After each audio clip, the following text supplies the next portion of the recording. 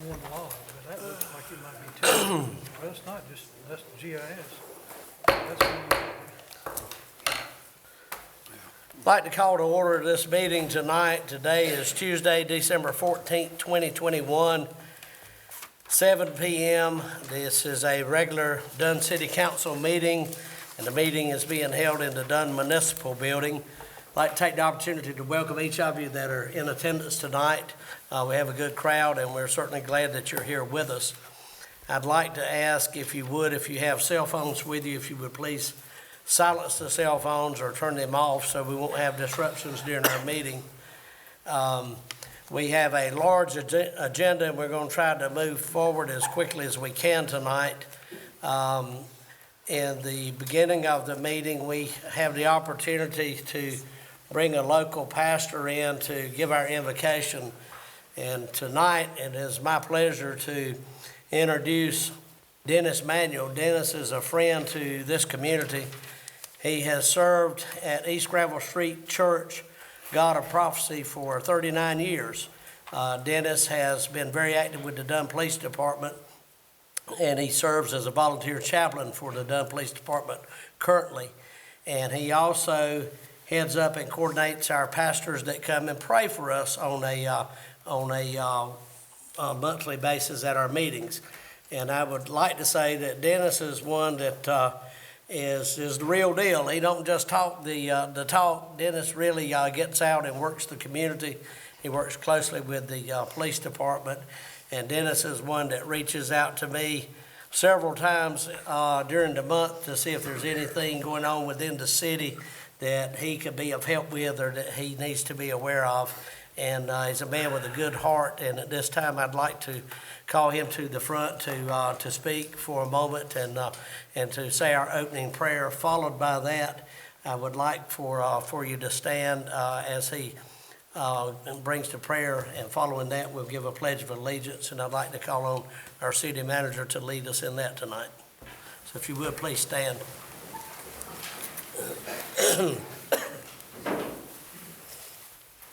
Thank you, Mayor. Greetings, members of the council, and to the great citizens of Dunn. It is my honor and pleasure tonight to have the opportunity to lead us all in prayer. Would you pray with us? Father, it is in Jesus' name that we come to you today to say thank you.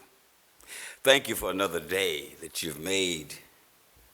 Thank you for this council that you've ordained to facilitate the direction and welfare of our city.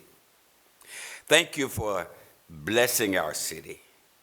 And by your grace, we're in another season where we pause to recognize the ultimate sacrifice that you made in sending your son Jesus to redeem our lives from sin's assignment of destruction. Thank you that even in a world of turmoil and unrest and uncertainty, you have a plan of peace for our lives. Thank you that you reminded us in John 14:27, peace I leave with you and peace I give unto you. Not as the world giveth, give I unto you. Father, may your peace tonight be with those that have suffered tragedy and insurmountable grief in this season. Give them your direction and care as they navigate through difficult times. And may your grace rest bountifully upon this meeting tonight and the entire world as we embrace, celebrate, and sing joy to the world. The Lord has come. Let earth receive her King. Amen. Amen. Amen. I pledge allegiance to the flag of the United States of America and to the republic for which it stands, one nation, under God, indivisible, with liberty and justice for all.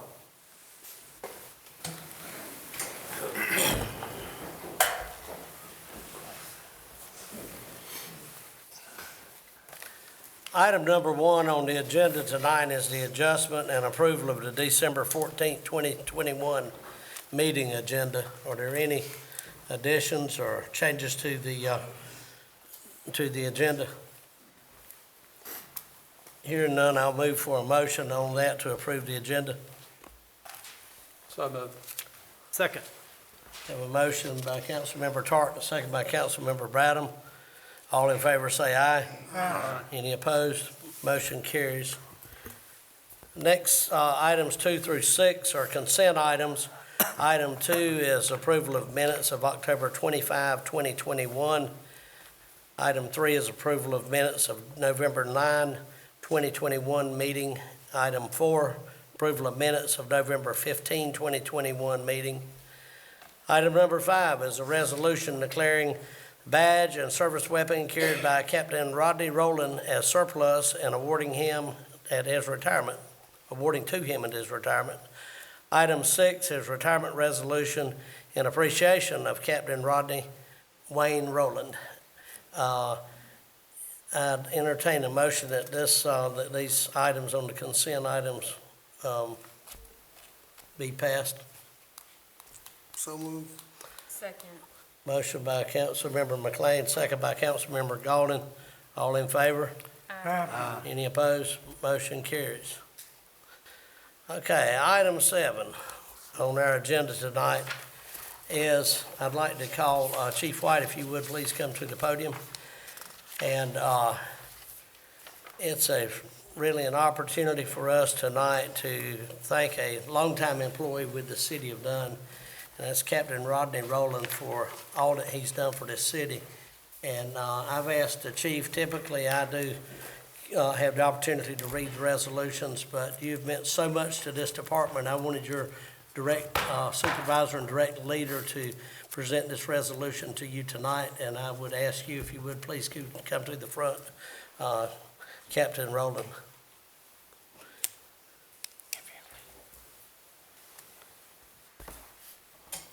Good evening, Mayor and City Council. It is my pleasure to read to you this resolution for Captain Rowland tonight. Expressing appreciation to Captain Rodney Wayne Rowland upon his retirement. Whereas Rodney Wayne Rowland retired on December 1st, 2021 as a member of the Dunn Police Department with 32 years of service to our city. And whereas Rodney began his career in law enforcement as a patrol officer in August of 1989, eventually being promoted to police or cops officer and POW coordinator in 1997, where Rodney found his true calling in law enforcement career. And whereas during his time as POW coordinator, he was promoted to sergeant in 2001, to lieutenant in 2007, and captain in 2018, as he continued to work faithfully and diligently in order to do whatever it took to get his work complete and his goals accomplished for POW.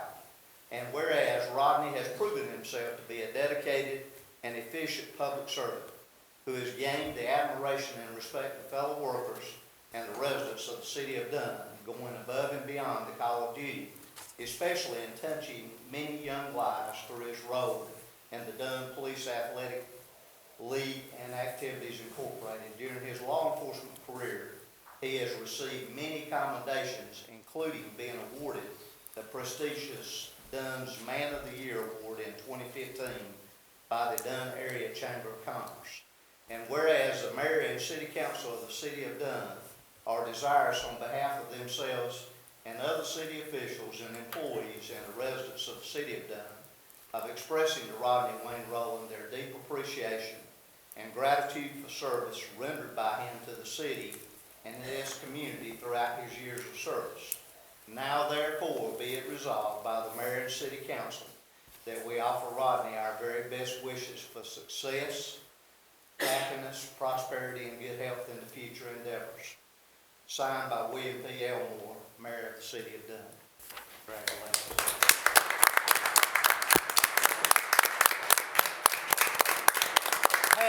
Hold up, Roger. Patty, you and your boys, can y'all come up front, please? I'd like to ask Patty and her boys to come up front because this family has given up many hours of their life while Rodney's been out serving this community. Being a policeman is a tough job, and it's one of those jobs you never know if they're going to return home after they leave to go to work. And this family's been very supportive of what Rodney's done over the years, and for that, we as a city are very grateful to this family and to you, Rodney, for all the years of service that you've given us. And we hope you Godspeed and good luck in the future.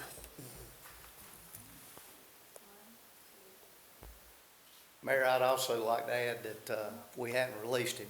He has just moved over to the auxiliary unit of the police department. He'll still be with us. Okay? Thank you for that. And join me again in the round.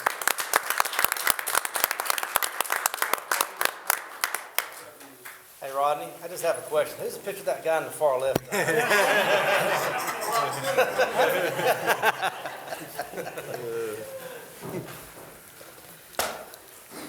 And Now you Chief, got time to get back to that time. Chief, thank you for staying up here. We'll give you the opportunity to introduce some of your employees. Yes, sir, Mayor. I'd like to call Lieutenant Nick Simmons and Sergeant Jonathan Butler up, please.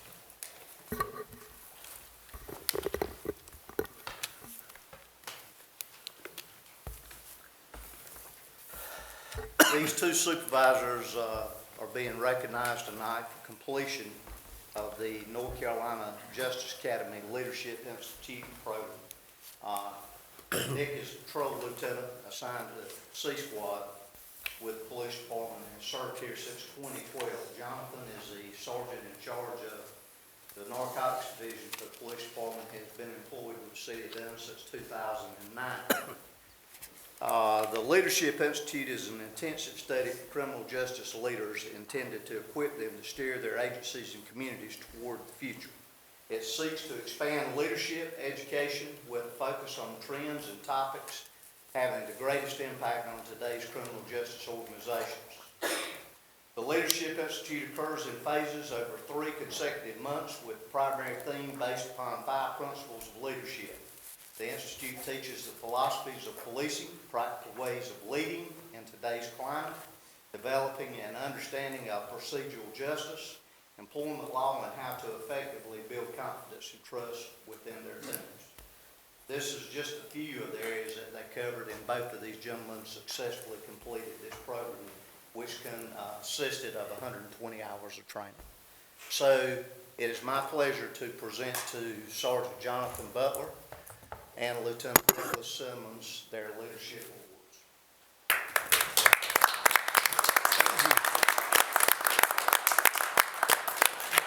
And gentlemen, let me say on behalf of this board, we certainly appreciate all that you do.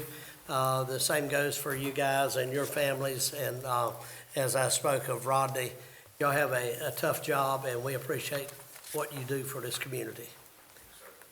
Yeah.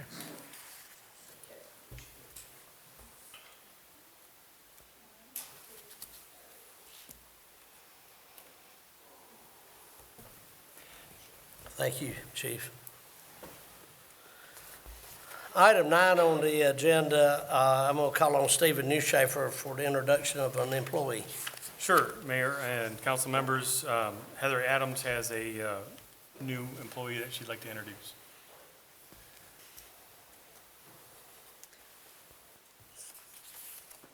Kania Malloy is come to us, and she is a native of Dunn. She was born in Cumberland County, but raised here in Hornet County. She graduated from Triton High School and then went off to college to North Carolina A&T in Greensboro. But after 2 years of attendance, she ended up transferring to Fayetteville State University, where she received her Bachelor's of Science degree in Business Administration. She has held similar administrative support positions with the City of Fayetteville as a 911 dispatcher, and Family Medical Supply as a customer service representative. She recently ended her 7-year run as a long-term care social worker and administrative team member at Hornet Woods Nursing and Rehab Center. She still has close connections with the facility and visits as often as she can, even though she no longer works there, because the staff and residents are still like family to her. Kania made the decision to change careers because she's always wanted to work for her hometown and was humbled to finally get the opportunity. Kania believes that all things happen when it's time. She considers herself a city country girl, deep-rooted in her faith in God, very down to earth, and meets no strangers. She loves her family, loves her Tar Heels, and loves to eat. Kania loves helping people and being able to provide a service to those in her community. We are so glad to have her as part of our team.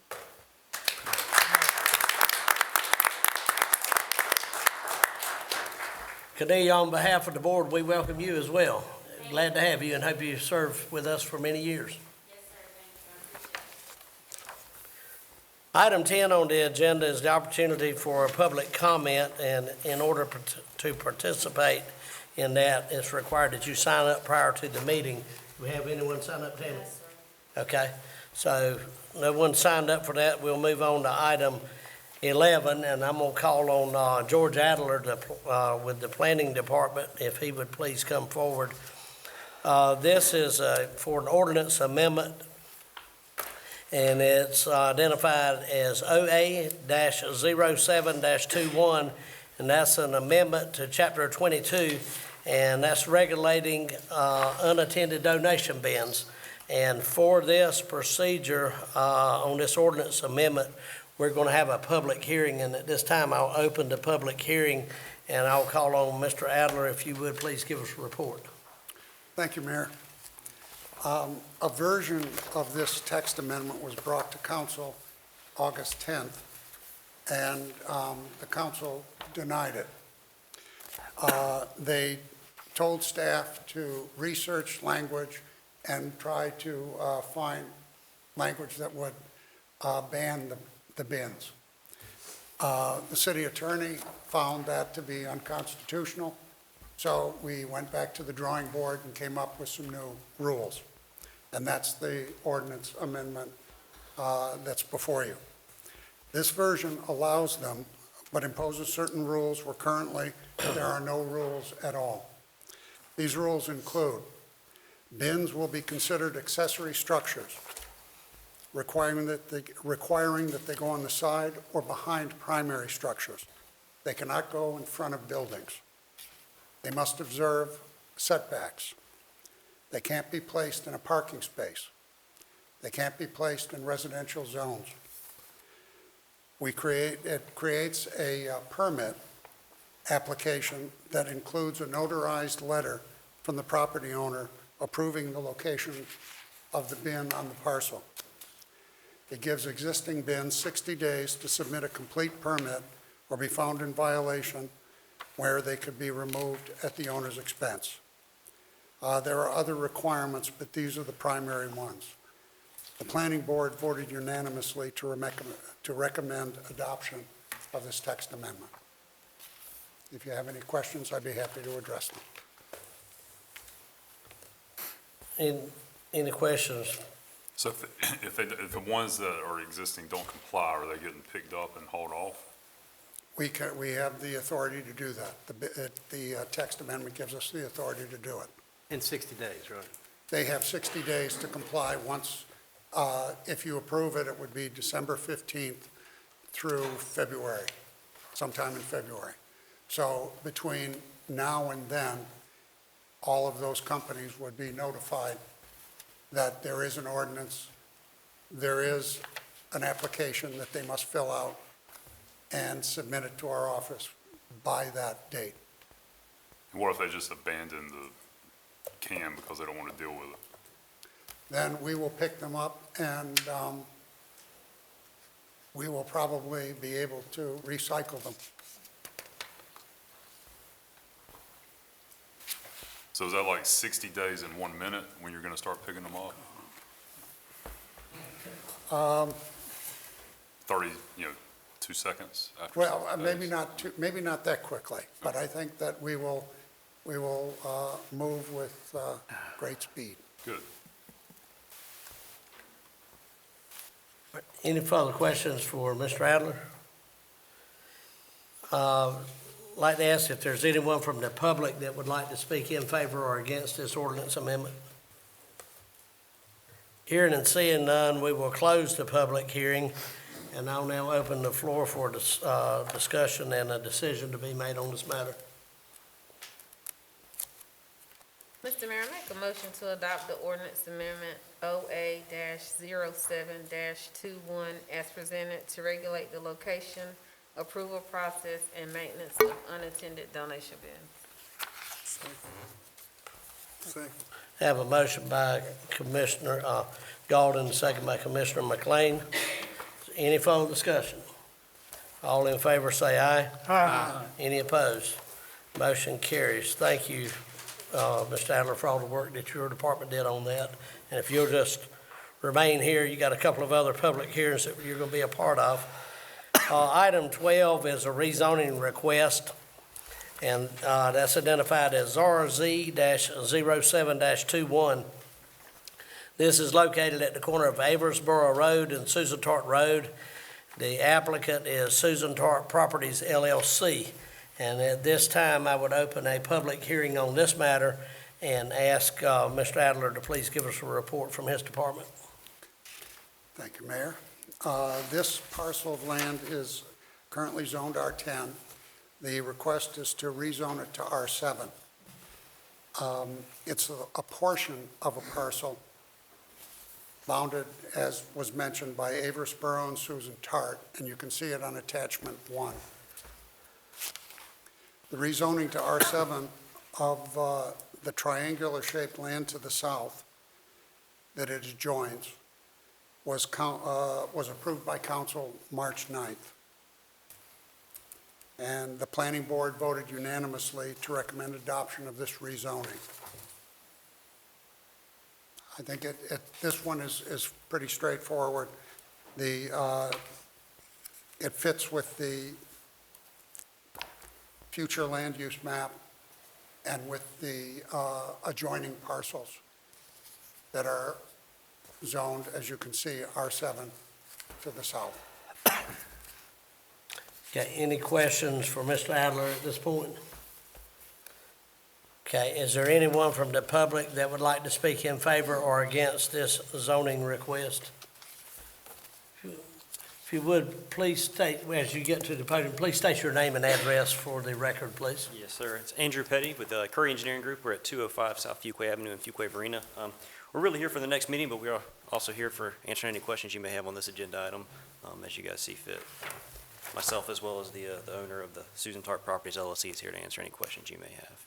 Well, the question I've got, as we start developing this area, whomever develops it, is the traffic situation on the access, the exits and entrances to the properties. You know, just be in tune with that. Sure, and Okay. I think we'll get into a little bit of that in the next agenda item as we talk about the plan development side of things and show you a little bit more of a layout as opposed to just a rezoning case. Okay? Anyone have questions for Mr. Petty?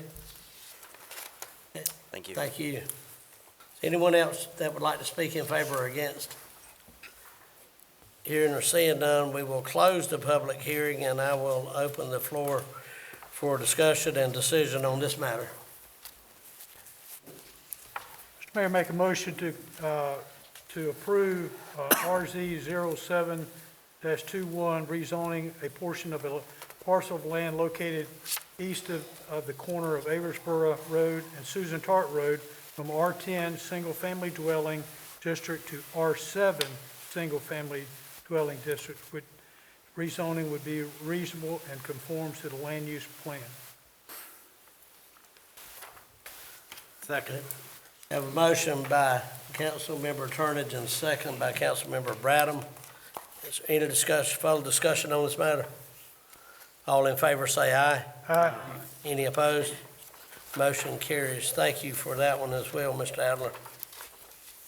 Item 13 is a rezoning request, and this includes a portion of the land that we just approved to R7. So that will be a portion of the next hearing that we're having.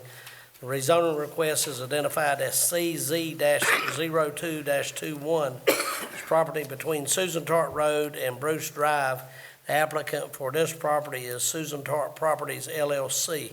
At this time, I would open a public hearing on this matter and call on Mr. Adler for his report on this. All right, thank you again, Mayor. This is a request for conditional rezoning of 5 parcels of land. There are 2 very narrow parcels along Bruce Street, the portion of the parcel that we just rezoned, and then 2 other parcels. And it forms kind of an odd-shaped triangle. And the request is to rezone conditionally that would be part of a planned unit development with reduced lot sizes, dimensions, and setbacks. You can compare existing standards in R7 with what is requested on page 1 of the staff report in the table. The boundaries of the proposed development are Bruce to the east, Susan Tart to the west, and Aversboro to the north, and it lies in the southwest corner of the city. The developer also owns property on the west side of Susan Tart, but that will be a later phase of the development. In this phase, approximately 110 single-family lots are proposed, with approximately 20% of the land area considered usable open space. Attachment 7 shows a very rough comparison of the lot dimensions between what is requested and a standard 7,000 square foot lot, assuming that the depth of the lot remains 100 feet along Bruce.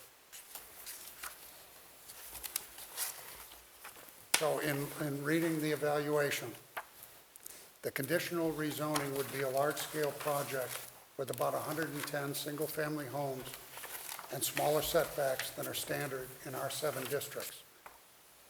The existing lot width on the east side of Bruce Drive is approximately 100 feet. The proposed lot width for the new lots on the west side of Bruce is 45 feet. The existing lots are approximately 15,000 square feet. The proposed lots facing these would be 4,500 square feet. If the new lots on Bruce were standard R7 lots, 7,000 square feet, lot width would be 70 if you kept the 100-foot depth that the lots have currently. If you could show, Tammy, if you could show the layout of the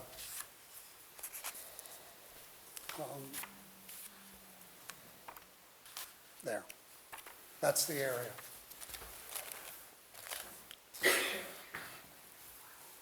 The impact to the surrounding property owners could be significant. The lot size and setbacks requested would create a much greater density of housing closer to the street than currently exists on the east side of Bruce. The number of vehicles would likely increase as well. Though the development of new housing would benefit the broader community, the proposed density and its resulting traffic and parking issues would inconvenience the neighbors to an extent that the inconvenience appears to outweigh the benefits. After many years of little increase in population, Dunn is on the verge of significant growth. The conditional zoning district requested would make it possible to increase the number of units in an R7 zoning district. 111 single-family units are proposed. By right in R7 with 7,000 square foot lots, the same area would accommodate somewhere between 65 and 80 homes, which is a little bit more, 65% or so of what is being proposed. Rezoning these parcels to R7 conditional zoning district would be consistent with the development, redevelopment of this area as anticipated in the future land use map. In fact, the triangular-shaped parcel and the 2 narrow parcels were rezoned to R7 by City Council on March 9, 2021. However, lot size is 60% the size of the city's smallest permitted lot, 7,000 square feet, would create potential conflicts with neighbors on Bruce Drive. Language in the city code on section 22-2 specifies that the character of a district and the most suitable use of land are important considerations in zoning. It is the Planning Department's opinion that the proposed dimensions of this conditional zoning district serve neither consideration. Staff concludes that redevelopment of these parcels into single-family residential would be consistent with the city's future land use plan if lot dimensions were closer to the standard dimensions established in R7. 7,000 square feet with a minimum lot width of 50 feet, 25-foot and 10-foot front and side setbacks. The setbacks proposed are 20 feet in the front, 5 on the side. The city's strategic vision plan, adopted by City Council in June, expressed Dunn residents and businesses' concern for preservation of community character. The city is on the cusp of growth. It is staff's judgment that setbacks and lot dimensions, as small as that requested, could establish a precedent that the community sets a higher value on maximizing the number of lots per acre, more than lot design, community character, compatibility with surroundings, and smooth transitions from existing to new development. For these reasons, staff concludes that this conditional zoning district request is not consistent with the future land use plan. If anyone has any questions. Did I hear you say, George, what they're asking for is 60% of what's currently allowed, lot size? Approximately. Approximately. They may, the developer may have a slight different calculation in the way that he did that. I looked at one of the sections. There's a group of 15 parcels that are surrounded by the new street there on the left-hand side. I added together the square footage and divided it by 7,000. Those are 15 lots. If they were all 7,000, there'd be 9. And I did some simple math. So it may be 70%, it might be a little bit more, but it is less. The standard dimensions are less than what is being proposed.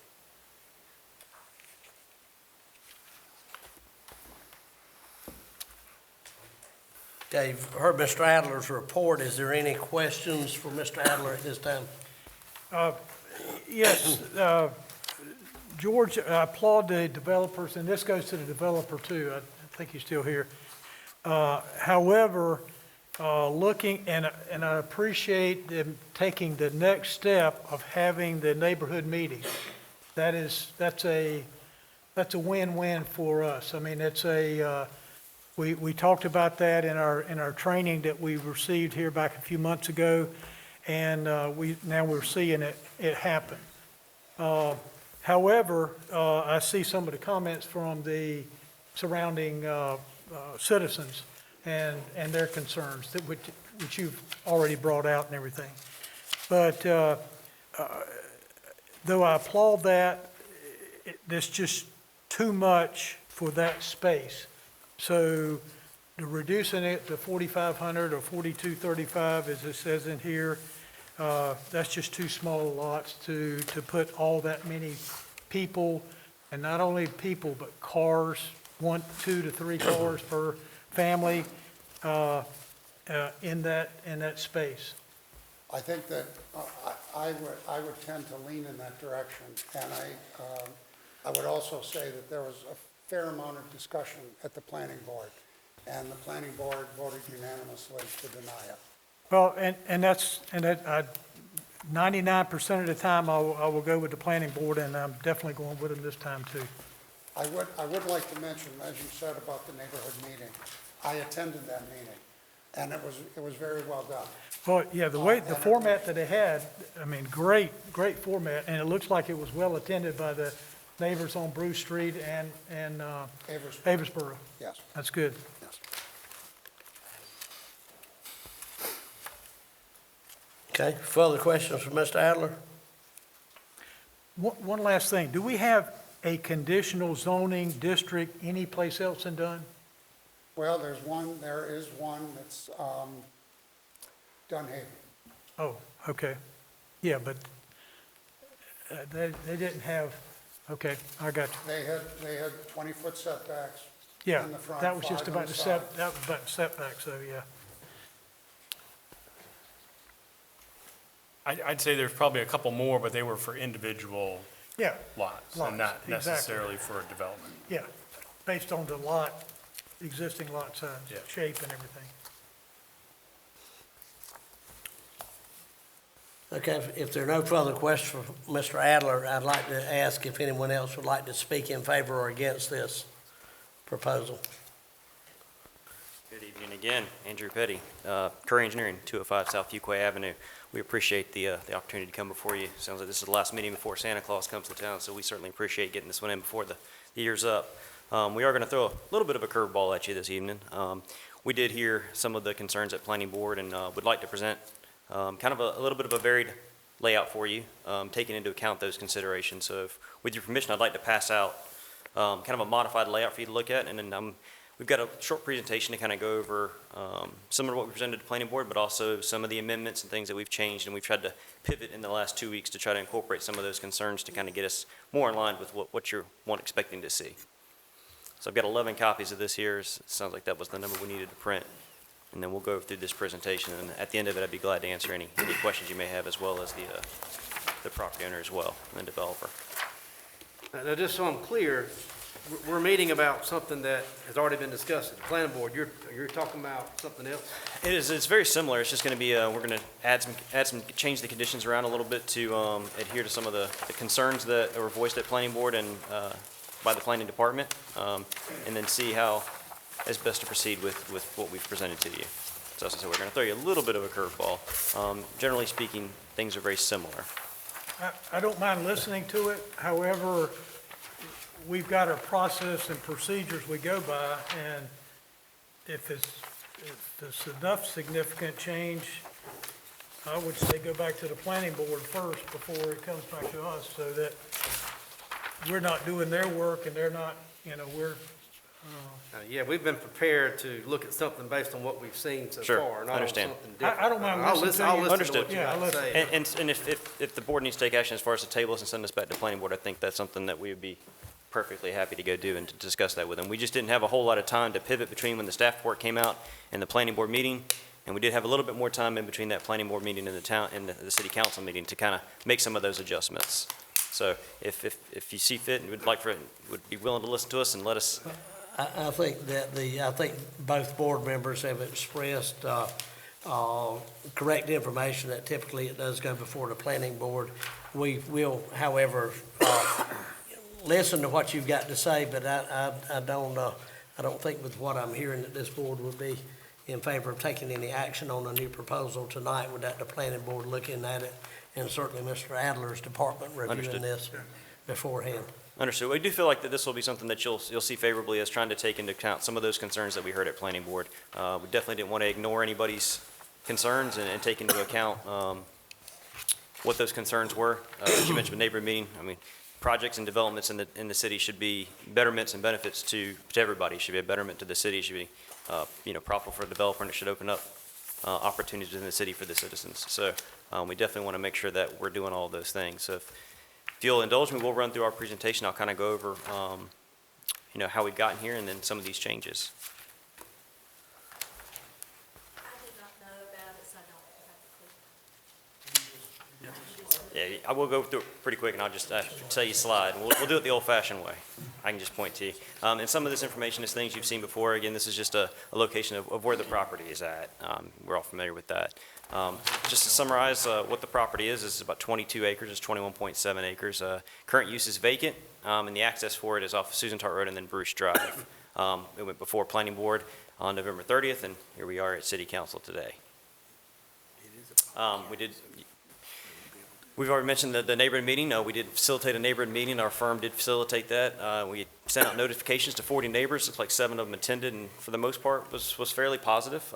Your typical concerns and more of curiosity than it was complaints, but we feel like we're going to address a lot of these concerns and questions as we get into the development itself. And this is currently where we're at right now. It's currently under R7 and R10, but as of the action you just took a minute ago, is now all R7, and so what we are before you is the R7 conditional use based off the site layout that we've presented to you as part of a planned development. This is what we're talking about. This is the overall slide. This is probably the biggest one of the night. This is going to kind of talk through what we presented at Planning Board, which is the bottom layout that you see. And that bottom layout, general shape of the main roads and the spines look very similar. However, I do want to point out a couple things that have changed. That's what's in the table on the left side of this slide. Is at Planning Board, we presented a layout that had 111 units. At this layout, we've reduced those units to 103. So that changes the density from about a little over 5 to a little less than 5. As Mr. Adler presented, we had originally proposed a 45-foot wide lot width. At this point, we would like to take that minimum lot width to a 50-foot lot width and put it more consistent with an R7 zoning. In addition, we would like to change the side setback that we had presented as 5 feet and change it back to 10 feet, which again is consistent with the R7 zoning. And the same with the front setback, which we had originally listed as 20 feet, and now we were willing to propose that to 25, so that all of our setbacks and lot widths are now more consistent and more in line with the conventional R7 zoning district. Additionally, we had a minimum lot size of 4,235 square feet. This layout here proposes a minimum lot size of 4,751, but as you can see by the star here, we really only have 3 lots out of the 103 that are less than 5,000 square feet, and those 3 lots are actually on the left side of the drawing, and they are that way because there are existing structures from homeowners that are encroaching onto this property. And the developer for this development was willing to work with those neighbors and let them keep those structures there, and rather than make them move them or them get torn down. So that's what causes those lots to be a little bit smaller. So in an effort to be a good steward and be a good neighbor, it caused those lots to be a little bit smaller in nature. And then one of the items that was mentioned in Planning Board, one of the things that was not really favorable in the eyes of Planning Board was the secondary connection to Bruce Drive. They were concerned about the impacts to those residents on Bruce Drive. So what we looked at doing was taking that connection out to avoid having any more disruption and maybe even funnel traffic onto Bruce Drive.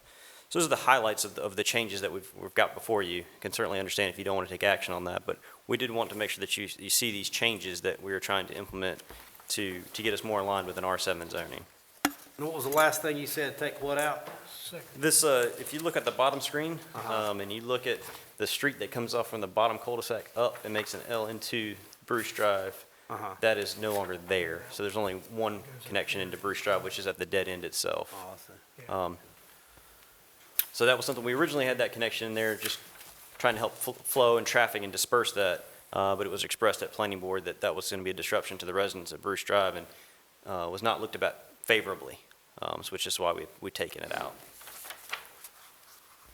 All right. If you go to the next slide, please.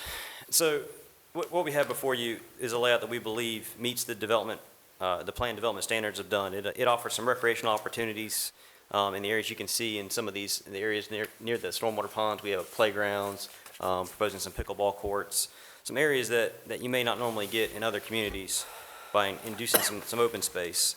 One of the other things it does by going with a little smaller lot is where it allows us to conserve the environmentally sensitive areas and put those areas in HOA maintained areas. It provides that permanent open space that'll be owned and maintained by an HOA. And we did all this by still being in the density requirements for a conventional R7 development. And so really what we're trying to do with the planned development is increase the amenities and increase the open space, and then kind of as a drawback to that is you get a little smaller lots. So what we wanted to do is to show you here how this development and how our proposal, how does it compare to a conventional R7 development, and how does it compare to an R7 development if we were to maximize it as a planned development. So what we can see, we'll revisit again, is 103 total lots is what we have. We got a little bit different numbers when we worked as conventional R7 development as far as the number of units we could get. I believe it was mentioned 60 to 70. We did a layout in our office, we got about 85. If we just use it based off of a density calc and using the ordinance, taking out 10% for streets, you could get, based off just maximize the density, about 121 units on it. Doing a planned development, you're allowed to take that up by 15%. So we got another, that's 140 units. So we feel like the 103 is somewhere in that common, between that R7 conventional and that maximized of a planned development units in this area. If you compare the densities, what we're proposing is 4.75 units, like I said, just a shade under 5. Standard conventional R7 would be a little over 6. So as far as density goes and how many units we're squeezing into one space, we feel like we're right where we need to be. And then again, adds a little bit of a change. Our minimum lot widths, our side setbacks, and our front setbacks will be consistent with a conventional R7, as opposed to the 45, 5, and 20 that we had originally proposed in the submittal. We do have a bit of a smaller minimum lot size, 4,750 as opposed to 7,000 square feet. However, if you look at what we're proposing 22% of open space, whereas a conventional R7 development doesn't require any open space. So there's that trade-off. You get a little smaller lot, but then we have some more common areas that everybody in that community can utilize. And then those common areas are owned and maintained by an HOA. So whereas you may have playgrounds and those things that everybody can use, you don't have to worry about the maintenance and the upkeep of those things in the actually on your individual lots. There's the trade-off. This is getting to be a fairly common thing throughout. As communities start to grow, you start to see a little smaller lots and more amenitized areas and more public spaces. We were showing how the open space is, and the benefits to the open space really is that it does a couple things. One, it gives this public gathering space where neighbors can get to know each other. It also provides an entity to own those open spaces that's not on individual lots, and it keeps that maintenance and that burden of the maintenance and cutting the grass away from the individual homeowners. You know, they pay their monthly HOA, and that gets taken care of for them. It keeps the neighborhood usually looking very nice, especially as your front entrance is.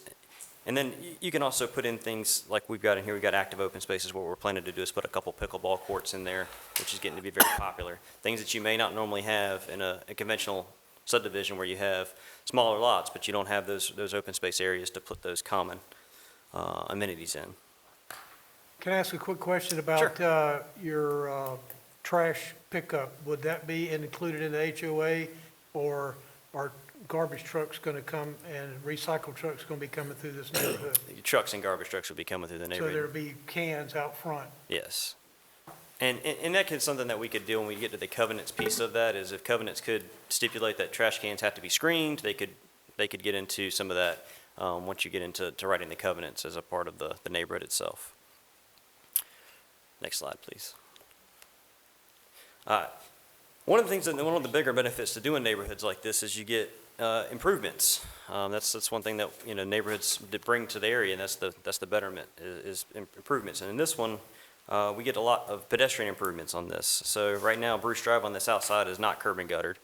It's just a strip pavement. So this development would do is come in and curb and gutter, and then add sidewalk all along Bruce Drive, and then add sidewalk along both sides of the roads within the internal subdivision streets. In this particular layout that you're looking at now, we've measured it. It's a little over a mile of sidewalks. And if you were really to start to look at a loop on the internal side of things for residents that maybe want to get their exercise, the internal loop's about 3/4 of a mile. So it gives residents a place to exercise, to get out and get some fresh air. But it adds some of that pedestrian connectivity, and it invites people to get to know their neighbors. The other thing that development does is, and in this particular case, I think it does a real good job of, is it helps with your roadway and circulation and emergency access and public safety access. And in this case, it really, really helps you, because right now, Bruce Drive is a dead-end street. And if y'all are familiar with the North Carolina Fire Code on any new subdivisions that we do, anything over about 150 feet generally requires a turnaround for a fire apparatus truck, which currently don't have right now on Bruce Drive. So what this development does is it actually connects Bruce Drive down to Susan Tart, so that you actually get a loop around the subdivision to help with that circulation, which I'm sure helps all aspects of public safety, not just fire, but EMS and police as well. And by eliminating that extra connection onto Bruce Drive, what we had in the planning board, we feel like that's helping to prohibit people from leaving this development to go on Bruce Drive, to help with the concerns of impacts to those residents on Bruce Drive. The other thing you get with new developments is you get some improvements in infrastructure and treatment of stormwater. Right now, if you can see on the plan, there's two big blue circles. I can't promise they'd be blue when they get done building them, but they collect stormwater and treat it and release it at a rate so that it doesn't impact downstream neighbors. But it helps with managing that stormwater runoff, and it creates nutrient treatment. And right now, currently, the water runs down from north of Bruce Street down through this and just dumps out into the property. We would catch that and kind of channelize it, make it a better situation, and get it to where it's not just draining off everywhere. And the last thing that really the development does when you start to get into these developments and you get into the open space areas is it puts these environmentally sensitive areas, streams and wetlands, into those common open space areas that are owned and maintained by entities that are prepared to handle it. A lot of times residents wind up with wetlands or streams in their backyard, and they'll think that, they can just fill that in, or they can, pipe the stream, and that's not really the case, but they feel like residents, and it's just true for every municipality and every people around, we all feel like when we have a piece of dirt, that it's our piece of dirt, even though there's still rules that apply to that piece of dirt. So when you stick those into those open space areas, it tends to keep them preserved, because you're not going in there and filling streams in and filling wetlands in and doing things that you really shouldn't be doing. Just to relive what planning has stated, we feel like this rezoning is consistent with all of Dunn's future redevelopment areas and their maps, their strategic vision plans, and we feel like this is helping to fill a need that the city has. It's exciting. It's part of for the developer, it's part of this is kind of the first phase of what, and as an overall master plan, and what their vision is, and that is to provide a variety of housing choices that are affordable and attractive for the city. And this is kind of the first phase as we get into that. Next slide. And to give you just a little bit of an example of what it is that we're looking at doing here, this is a community that's in Smithfield. It's not in Dunn, but it's in a neighboring town. So these lot sizes are just a shade under 4,000 square feet. And this is what the builder is building there. And as you can see, it's a pretty attractive looking structure, and it's affordable. I think we're looking at something in the 200,000s starting. And being close to the hospital gives some options for housing there. Next slide. And this is another example that's in Clayton, again, a little bit outside of Dunn, but in the general area. These lot sizes are between 3,000 and 3,400 square feet. So these are even smaller than what we're talking about here, but still building an attractive home, and it's an affordable for the residents. So just to kind of summarize what I've given to you, we're currently zoned R7 all the way around now. The R10 is no longer void, and we're presenting this as a conditional use for a planned development, and we are happy to answer any questions that you may have, and understand that we kind of threw this one at you last second, but we did want to make sure that you understood that we heard the concerns that were expressed at planning board, and we're trying our best to adjust on the fly and create a plan that is more aligned with what your vision is. I appreciate what you're doing, and I like a lot of what you're saying. I appreciate you being here and doing this. I feel a little bit like I've got a teenage son, and we asked to go to a party, and I tell him I don't think he ought to go, and he's trying to negotiate with me about why he ought to be able to go. That's kind of how I feel right now. It's Sure. like, we've heard from the director about how he has concerns, and I have fielded concerns from folks off Bruce Drive about this. And what we were brought tonight was information based on your initial meeting. So now you're bringing up all these different things that we really haven't heard about. And, having served on that Dunn Vision Committee along with George and April and others, George said several things. He said, the character of the community, and he mentioned the effect it's going to have with increased activity, cars and things like that. So what we got tonight was your previous stuff, and so now you're changing things a bit. And so I don't know that I'm prepared. Are you, Chuck? No, I'm not either. I know what you're talking about. My son lives in a similar type situation or subdevelopment in Leland, but we're in this old established town. You're not necessarily set in our ways, because we do have it. We're trying to develop the visionary thinking out 20 or 30 years. And I know this is what is coming. But I still like our process and procedures that we have a planning board, that they need to see this and hear this and get a little bit closer to the what we're asking in our ordinances already. I see the compromises you're making. We're not compromises, I don't think it is. I think it's an adjustments, like you said, because I think we still have to give a little bit. We gave a little bit in another development and allowed it, and we're seeing the fruits of those labors. So we need to think outside the box a little bit, and what's coming, and if it doesn't come here, it's going to go somewhere else. So we want it to come here, but we got to think about road structure, traffic flow, because I know we're thinking a little bit longer, you're thinking on this side of the road, I'm thinking on the other side of the road, because that's coming too. And that's why all that's being destroyed, the packing plant there is being destroyed now. And the challenges that this developer is going to have, and maybe the same developers, I don't know. But, you know, whenever you're ready, I'm ready to, I'll make a ruling on it. Are there any further questions for Mr. Petty from board members? Thank you, sir, for Thank you for having us. taking your Thank you time for to hearing come us. tonight and speak. Is there anyone else from the public that would like to speak to this matter? There again, if you would state your name, please, and address. Yeah, Zach Engel, 126 North Ennis Street, Fuquay Arena. I'm with Susan Tart Property, and he did a great job. I just want to mention a couple things that weren't brought up.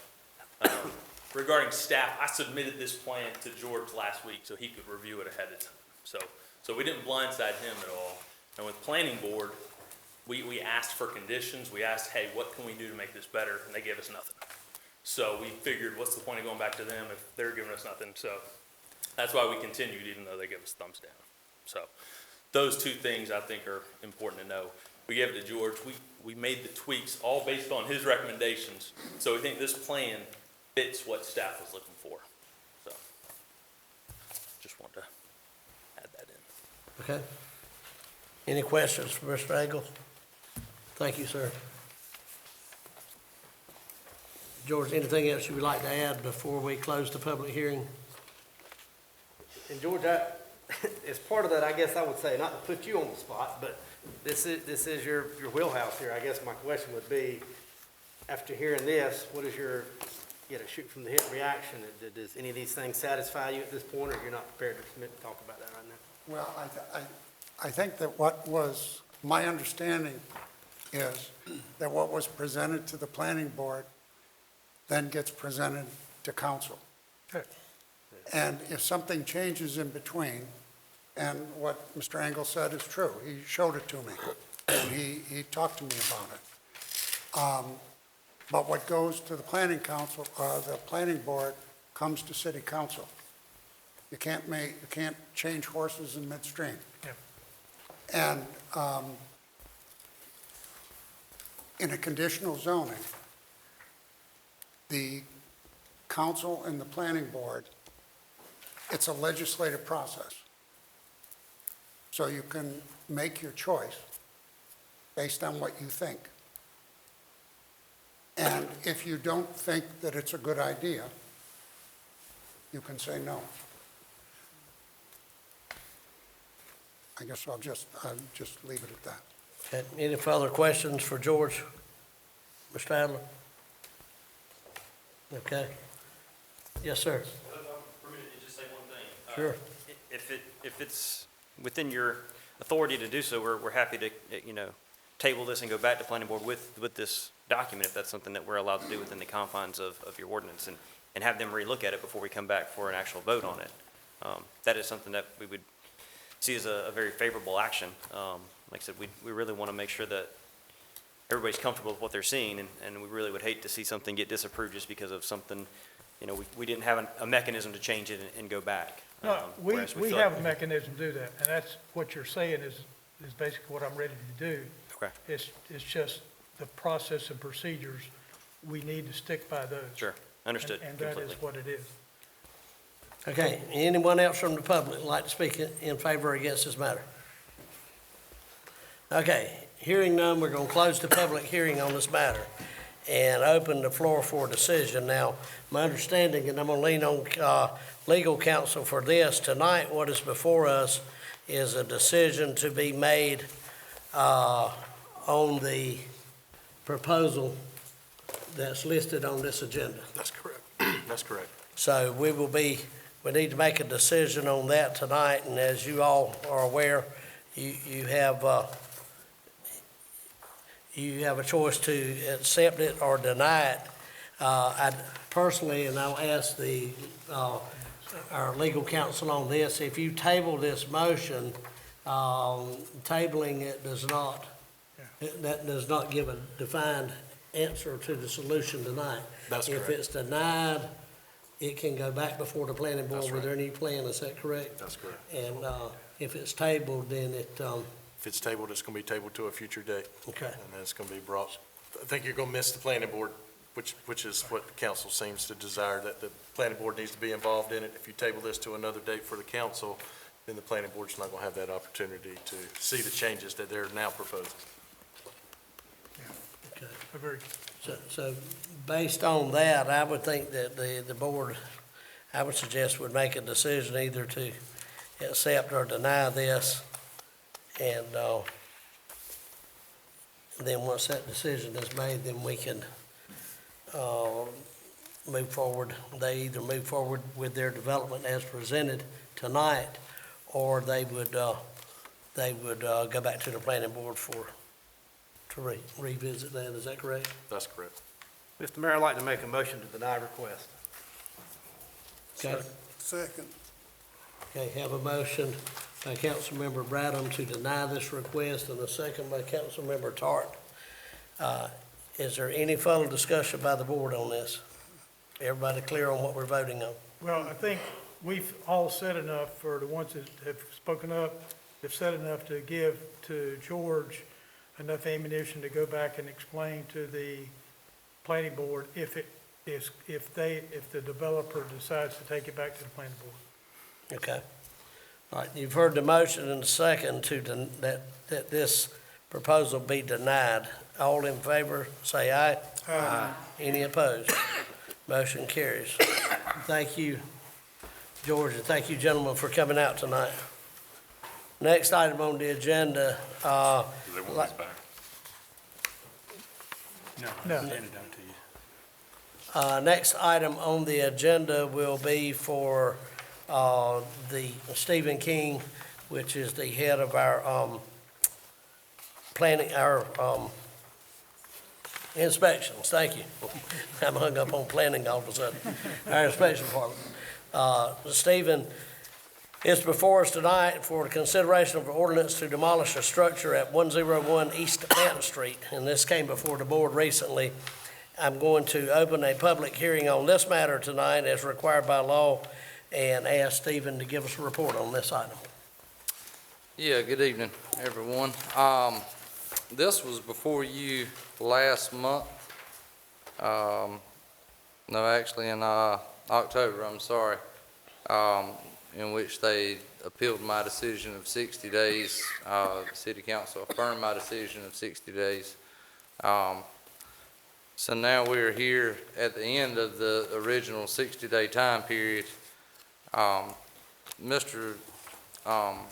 Derek and Scott Hardison are here, and their thoughts on this, which they've communicated to me, is that once they started cleaning out the building, they realized it was in more disrepair than what they were thinking.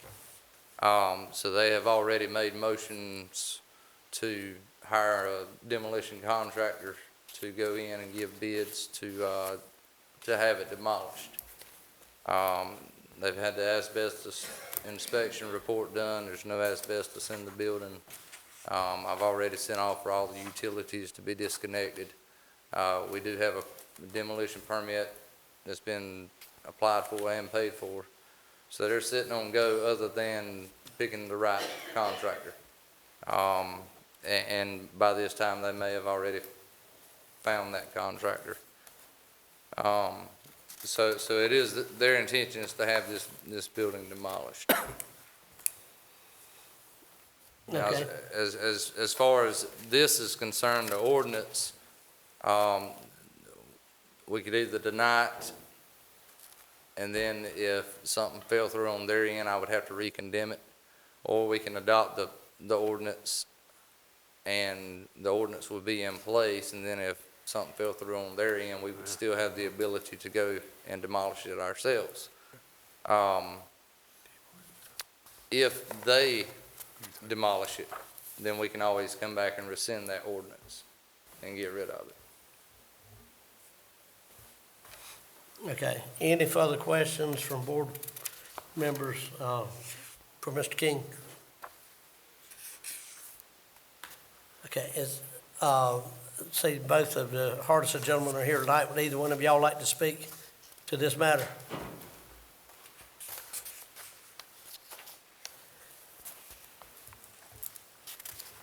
If you would, please state your name and address for us. Thank you. Derek Hardison, 101 Flying Hill Circle, Cary, North Carolina.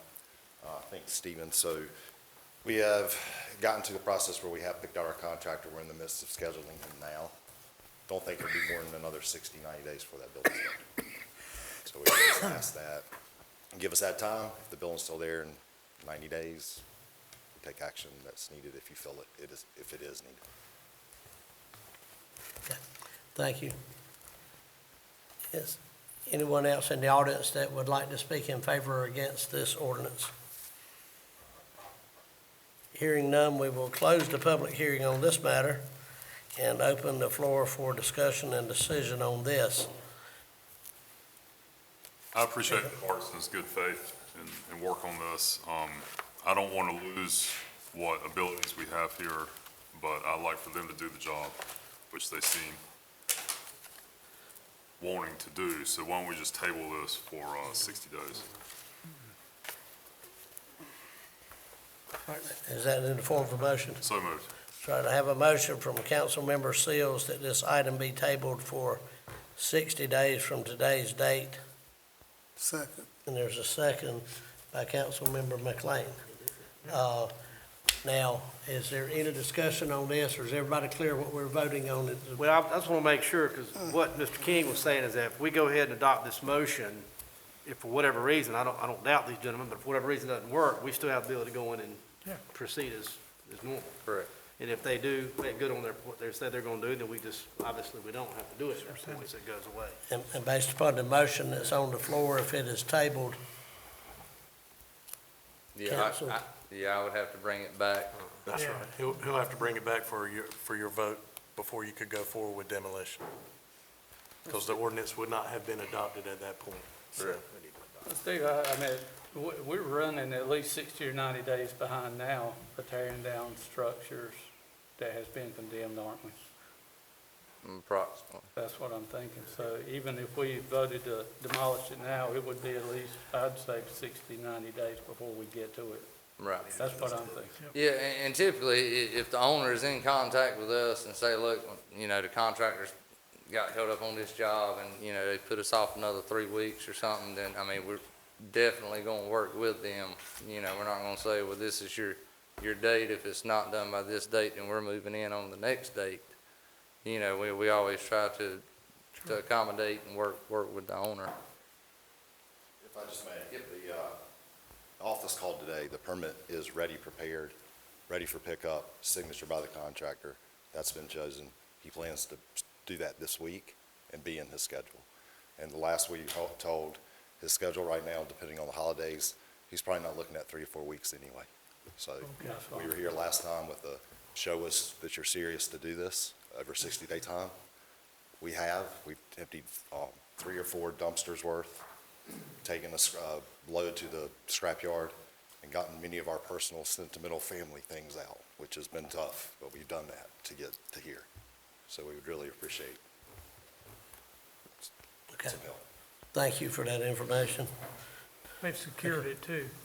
Yeah. You can't get in there like you used to. Okay. There is a motion and a second on the floor that this item be tabled for 60 days, which would allow the owners time to demolish the building on their own. If that motion passes, it would come, and it's not completed, then it would come back before the board. If it will come back before the board and it will be rescinded after they tear it down, is that correct? If Since it's it's been tabled, it tabled. will have to come back, and then you would either vote to demolish it if it's not already demolished, or you would vote against the order to demolish because it's already gone. Okay. Right. Just want to be sure I was clear and Right. everybody else is on what we're voting on. So, any further discussion? No, sir, I just want to say that if he's asking for 2 months and they're already behind on demolition, when it come back in 2 months' time, it wouldn't be a whole lot to do, but it just extend the time or still on that basis. I mean, that's working with him. That's true, and he's probably working with a private contractor, whereas the city is, and his contractor may not be running behind like the city is, so. Any further questions? I agree, that if they're in reason of having their own contractor to do this, then why not? And we're already behind, as they stated, so I appreciate you all getting your things out and agreeing to getting everything handled. I think that it should be, I don't think it should be tabled. I think we still have enough time where, even if it's a gap in the 60 to 90 days, we still have control over it, not to table it to bring it back. That's what I think. Okay. Motion on the floor. I'm gonna call for a vote if there's no further discussion. All in favor of tabling this item for 60 days or until our, let's say our February meeting would be best. Is that correct? I'm along. All in favor of that motion, say aye. Aye. Any opposed? No. No. All right, let's get a, vote by hand then. All in favor of the motion to, for 60-day extension on this, raise your hand. Okay, there's 2 members voting in favor. All against this motion, raise your hand. Okay, motion denied to table for 60 days. Mr. Mayor, I make a motion to adopt ordinance to demolish the structure located on 101 West Vance Street, pin number 1516-516-5364.000. Second. Motion by Councilmember Tart to adopt the ordinance, and a second by Councilmember Turnage. Any further discussion on this matter, on this motion? And I would say we wouldn't rush out to do it, but I do want to see it go ahead and do the process. Any further questions? I just want to Discussion. make sure that they understand that you still have the time is there. Just if you don't have it demolished, then we will take over as a city. So you still have the time because it is a gap, it's just not being tabled. Oh,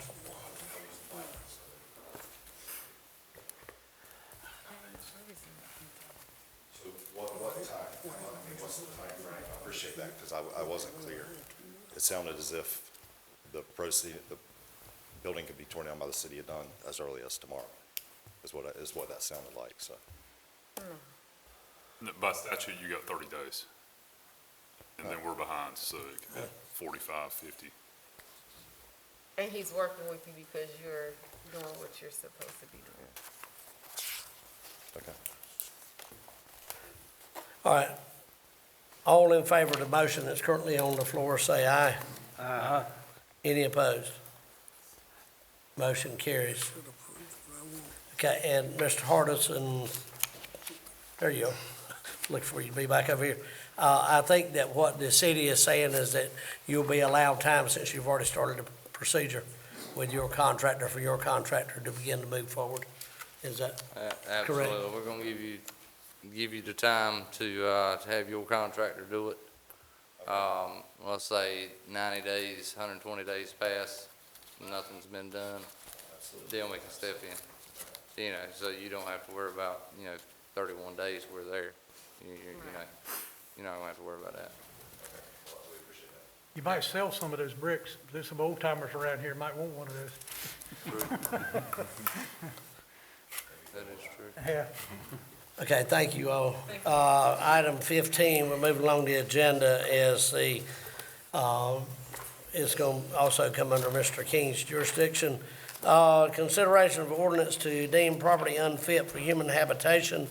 It's property located at 200 North Jackson Street, and I am going to open a public hearing on this matter and ask Mr. King for his report on this. Yes, 200 North Jackson Avenue is, or street actually. This is a complaint we actually got from the police department. So we went in and done an inspection, found numerous violations. not in compliance with the minimum housing code. Attempts were made to contact Ms. McLean and Ms. Cassandra Lilly, which is what the water account was listed under. We did get in touch with a Miss Adkins, which is Miss McLean's daughter. She lives in Florida. I explained to her the process, and the people that were actually living there were actually living there rent-free. They were not supposed to be in the house, and they had no idea that there was anybody in the house. Miss McLean is actually in a nursing home here in Dunn. So as far as our process, as far as closing the house for a year, what this ordinance will do, that is actually the wishes of the owner or the owner's daughter, because nobody's supposed to be there anyhow. But everything was explained to Ms. Atkins, and she was fine with everything, and I let her know that they would have a year after this ordinance was adopted to make necessary repairs before the city could ever take any action on having it demolished. So with this ordinance, it's just deeming it unfit for human habitation, prevents anybody from living there until the house is fixed up and CO is issued. So that's what I'm looking for tonight. Do we board it up, or they board it? You require them to board it up? We can, and we probably will, being the owners live, or one of the owner's daughters lives in Florida, and the other one lives in Atlanta, Georgia. So we will probably secure the residence for them. Did they have any idea, did they give you any inclination whether they were going to do anything? They want to fix it. They're hoping their mother can come home from the nursing home soon, and they're wanting to try to get it fixed before she gets well enough to come home from the nursing home. Oh, okay. So that is their intentions. And they've actually scheduled a walkthrough with me in the near future. Okay. So I can, walk through the house and let them know what needs to be done. Good deal. Any further questions for Mr. King? Anyone else would like to speak in favor or against this public hearing matter?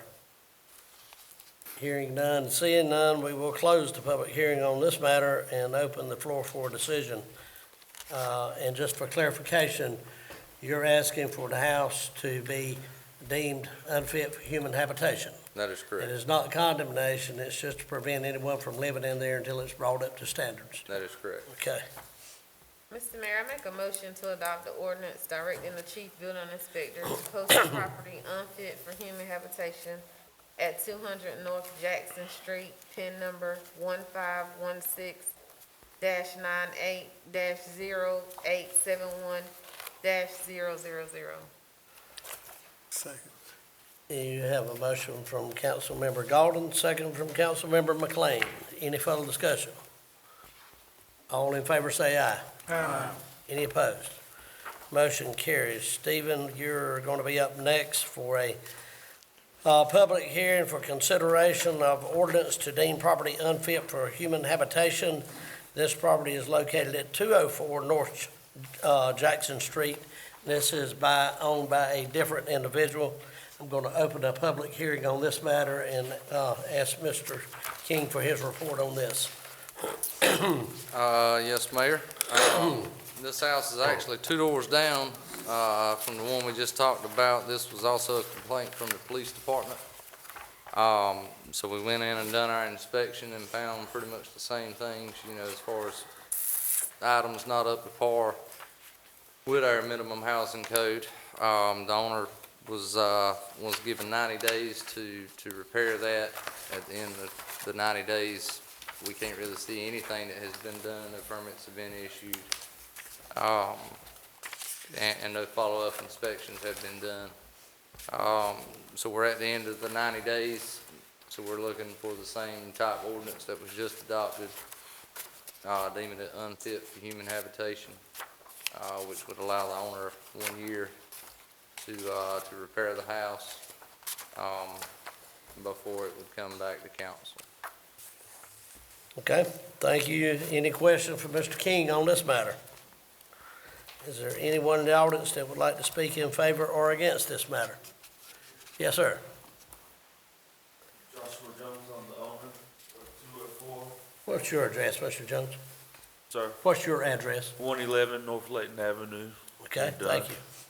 I had bought this house approximately 10 years ago, been renting it out, and I had a lady renting it with her and 2 sons when COVID hit, and I was not able to get them out due to COVID. And they tore my place all to pieces. I tried everything to get them out, and they would not, I couldn't get them out due to COVID. So luckily, the cops got them out. I think they were selling drugs or something there, and they finally arrested them, got them out. And I'm in the process now of trying to get it back to, living conditions. I've went over, I've cut all the grass, cleaned up everything in the yard. I've hauled off 4 or 5 truckloads of furniture and trash from the inside. And about 5 or 6 years ago, I put a new roof on this house, vinyl siding, central heating and air, duct work. I've done a lot of remodels to it. It doesn't need to be condemned or anything. And I've already done some plumbing on the inside and things like that. But I just need some more time to get it fixed up. And I've had a few people interested in purchasing the property from me. I told them it had to be fixed before anybody could move in if I were to sell it. And I think that's pretty much it.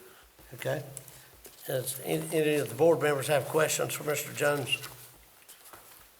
Mr. Jones, I did ride past 204 North Jackson Street. I did see where you are working. I've seen some stuff moved around. Yes, ma'am. At the house, I do know the problems that you had before. So I'm glad that part is over with. Yes, ma'am. And so I do hope that you continue to, make the repairs needed, because it's not a bad house. It's not in bad shape at all. Just some things you have to work on. Yeah, and me and my father own about 20 here in town, and we don't have a house that I wouldn't live in myself. So I definitely are gonna bring it back up to standards. Okay. My hands were tied when they were living there with COVID over a year. They didn't pay me any rent, or anything, so I'm glad they're gone. It will be back up to standard. Okay, I appreciate it. Okay, any further questions for Mr. Jones? Thank you, sir. Yes, Thanks sir. for coming out. Thank you. Is anyone else here that would like to speak in favor or against this ordinance? Hearing none, we'll close the public hearing and open the floor for decision. And there again, this is just like the previous one. This is an ordinance to deem the property unfit for human habitation until it's brought into compliance. Mr. Mayor, I make a motion to adopt the ordinance directing the chief building inspector to post the property unfit for human habitation at 204 North Jackson Street, PIN number 1516-98-1868.000. Second. I have a motion by Councilmember Golden, second by Councilmember McLean. Any discussion on this matter by council? Just a quick question, Stephen. It looks like, obviously, he's gonna bring it back up to code and everything, but he knows he's got a year. He has to work off your checklist to bring it back up to code. Do we have to do any kind of process to take it off the unfit for human habitation? Once a CO has been issued, then we'll come back and Okay. rescind the ordinance that was deeming it unfit. Okay, all right, good deal. Okay, motion and a second on the floor. All in favor, say aye. Aye. Any opposed? Motion carries. Stephen, if you'll remain with us for the next 2 items. Item 17 is consideration of an ordinance to demolish structures. This does not require a public hearing, So I'll That is call on correct. you for a report on item 17, please. Yes, this property was actually here last month, where the owner, well, actually, it was tabled from last month. The owner did appeal it, but then it was brought back, and, his intentions were to tear down the house, prior to the next council meeting. And as you can see in that picture there, the house is gone. He has demolished it. So there's really nothing to vote on other than denying my ordinance on this one, because there's nothing left to do. Okay, so the motion that at our previous meeting was made to table this, to table that particular item. So Yes. tonight, we're voting, since he has complied and he demolished the house. So Yes, tonight, we're looking for a motion to deny the ordinance. that is Since correct. it no longer exists. Yep. Okay, I open the floor for a motion on this matter. Mr. Mayor, I make a motion to deny the ordinance to demolish the structure located at 306 West Granville Street, pin number 1517-70-3640.000. Second. Motion by Councilmember Tartt, second by Councilmember Gordon. Any discussion? All in favor say aye. Any opposed? Motion carries.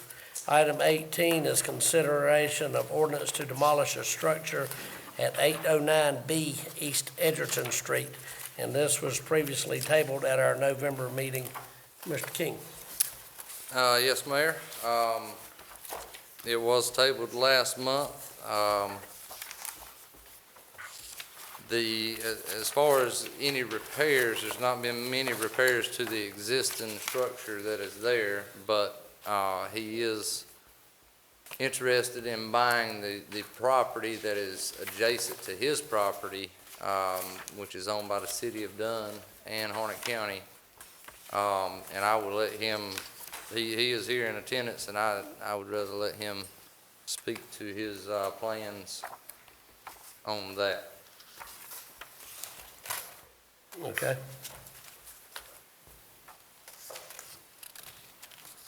Hello, guys. How are you doing? Peter Jitto, 7320 Bassett Hall Court, Raleigh, North Carolina, 27616. By the end of me getting through Dunn, you'll know my address. So, okay, if you can go back, Tammy, one more. Yep. So you guys own the irregularly shaped lot to the left of me, okay? So my proposal in talking to George and to Stephen is, obviously you're still on the moratorium, but there is 2 water and sewer taps. I went down to the water department, talked to them and verified there are 2 water and sewer taps, so this doesn't prohibit it in the moratorium for me to build a single-family house. So my goal would be to purchase, which I submitted to Tammy, purchase agreement, to purchase the lot to the left, which is not allowed by your new city code, because George informed me you can't do irregularly shaped lots anymore. So I'm gonna buy that lot, resurvey, recombine to 2 conforming lots, and then knock down both structures and build 2 brand-new single-family houses there. So I submitted a purchase agreement to you guys to do that, and that would be what I would do. So I would buy it, I would recombine, keep 809, build the new 807, or whatever it would become. Then I would sell 807 and then knock down 809 and build another new structure there. So you would get 2 new structures, and I would do that, and I would then come back into compliance with zoning, because there isn't 2 lots on 1 structure. We'd eliminate a non-conforming, non-buildable lot in the city, because no one else can build or buy on that lot, because you guys don't allow for irregularly shaped lots. So there is no one else in the world that can buy that lot from you guys outside of me. So I would like to buy that lot from you. Let me say that that particular item is coming up on the agenda a little bit later as far as your proposed purchase. Oh, is So it? what we're dealing with here at this time is an ordinance to demolish Okay. 809B. So my goal. So we need to address that at this time, board, is what we're looking at. Saying that to say I don't want the board to make a decision to accept or deny this demolition, because you may not be the owner of that property down the road if the sellers decide not to sell, or if someone else were to buy it. So we can't make a decision on demolition on something that you don't currently own, subject to you buying that. Sure, If that so makes my sense, ask so- would be then to table it, again. I'm coming back again next month for another one, so I'll be here next month. So my ask would be to table it, to allow for you to post the property for sale, me to buy it. I believe in, working with cities and trying to make things better. So I'm not planning on selling that one, and so that would be my ask, to table it, so that way I can then, I have a purchase agreement, you guys have it on your board discussion to me to buy it, for then us to be able to talk about it, because if you Well, don't. in order for us to stay timely and stay on task, we need to discuss this only at this time. Okay, so Sir, my ask is so- for you to table it, that is my Okay. ask. Thank you. All right. All right, are there any questions for Mr. King? I just want to be sure that we're following our order here. The question before this board tonight, this motion was tabled at the November meeting, an ordinance to demolish 809B. There are two parcels on this property, as you can see, and the one identified with the star is 809B. Is that correct, Steve? So that's what we're here to make a decision on tonight, whether that is to demolish or table out, that's a board decision to make. But I won't make a decision based on that and not based upon an item that follows later on the agenda. Well, I don't want to lose our ability to demolish if his plans change or fall through. But at the same time, he did act in good faith, demolishing his other structure. So I think we should give him more time to see his plan come to fruition.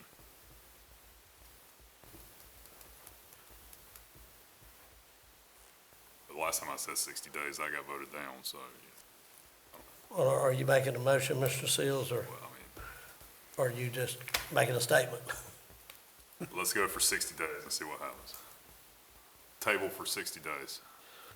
So you're making a motion to table this demolition to come back before this board in 60 days? Or February. I will amend to the February meeting. All right, you hear Mr. Seals, Councilmember Seals' motion. Is there a second on this motion? I'll second it again. Second by Commissioner McLean. All right, so any discussion for board members? All in favor of tabling this item to February, say aye. Aye. All opposed, say aye.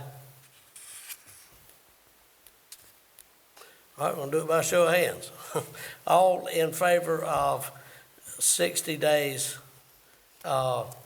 extension on this, raise your hand. All against this motion, raise your hand. That's 3 against. And I vote against this motion to break the tie. So the motion is to pass to demolish the structure.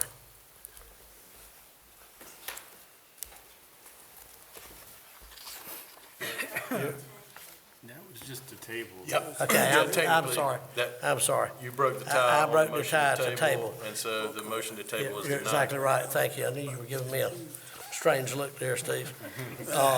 Been a long night. Okay, so the motion to table has been denied by the mayor breaking the tie. Now, we would open the floor for, Mr. Mayor, make a motion to adopt the ordinance to demolish the structure located at 809B East Edgerton, PIN number 1516-96-0021.000. Second. motion by Councilmember Turner, second by Councilmember Tart, to adopt the ordinance to demolish. Any discussion on this matter? All in favor, say aye. Aye. All opposed, say aye. Aye. Okay, now for a show of hands. All in favor to demolish, please raise your hands. 1, 2, 3.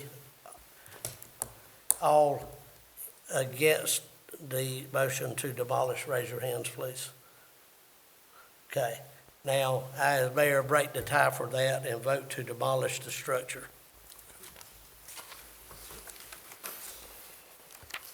Thank you, Stephen. Item 19 is, I'd like to call Chief White, if you would please come forward.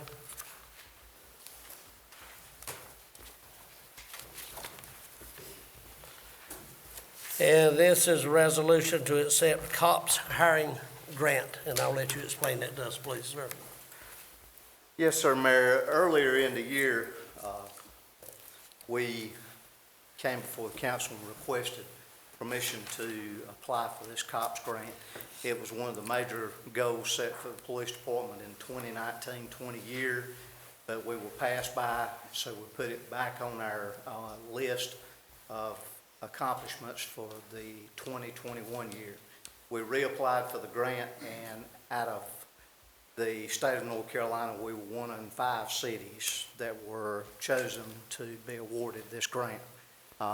We were given 2 positions, and the grant is a 75-25 match, 75% on the federal government, 25% on the city. And it's broken down for you in the documents in front of you. The city clerk has prepared a resolution. There will also be a minor budget amendment that the finance director has prepared to go along with this as well.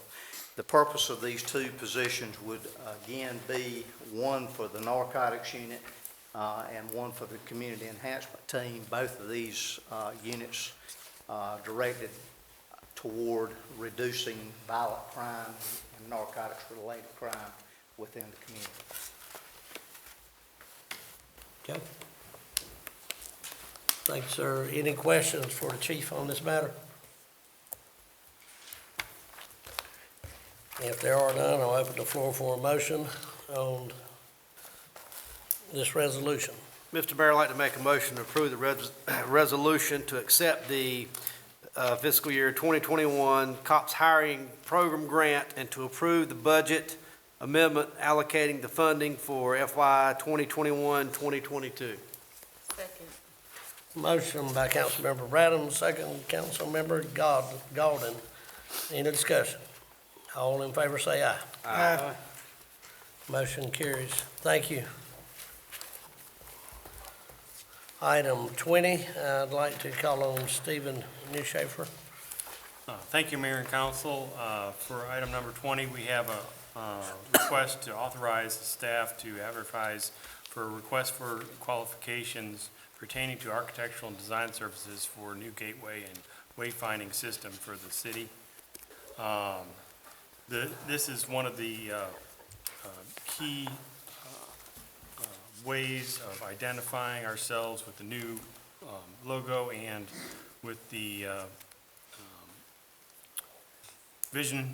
strategic vision plan. This was one of the top 10 tasks and the first step to get this going and kickstart this is to begin by getting some proposals, and so we can start the process. This does not bind us to anything moving forward. Once we receive the proposals, they'll be graded and brought back to you for review, and hopefully we'll have some good information to bring to you in January for the retreat. Okay, so what the manager is asking for is for us to allow the staff to advertise Right, this. to receive proposals. Okay. Any questions for Mr. Newshafer on this? Hearing none, I'll open the floor for a motion on this matter. Motion to approve. Second. Motion by Councilmember Turnage, second Councilmember Bradham to pass a motion to allow staff to advertise for design services for wayfinding system design. Is any discussion on this? Just even if that will incorporate the ones we already have out there, and they'll, Well, that's Whatever one of the design. that's one of the key questions we'll be asking them, yeah. okay, So I know there'll be some changes to the one out by 95. sure. Any further questions? All in favor say aye. Any opposed? Motion carries. Do they recommend locations? Okay. Number, location, design, all Oh, those okay, sorts good. of things, yeah. Item 21, I'd like to call on Mr. Newshafer, and that's authorization to request funding appropriated in the 2021 American Rescue Plan. Thank you again, Mayor. One of the processes that has to be gone through for request is to request funds appropriated through the American Rescue Plan. This, we were awarded $500,000 grant from the state of North Carolina to go towards storm drainage and stormwater projects.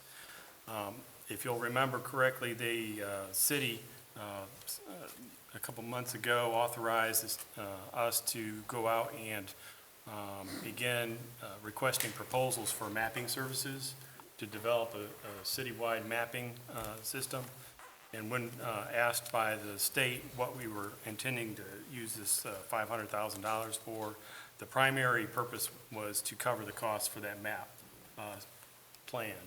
And so, in part of the steps that we need to do is the first one is to have a resolution and to authorize me to send in a letter essentially requesting that the funds go towards the plan. Any resulting funds that aren't used for the mapping study can then be reallocated towards a construction project. So say just as an example, say the mapping of the whole complete city costs $300,000. The leftover $200,000 could then be reallocated towards construction projects. Say they found a particular item that needed to be fixed, that money can then go towards a construction project. And if, obviously if it was, that construction project cost more than that money, the city would have to come up with a balance. But this would be to get the authorization from the state to begin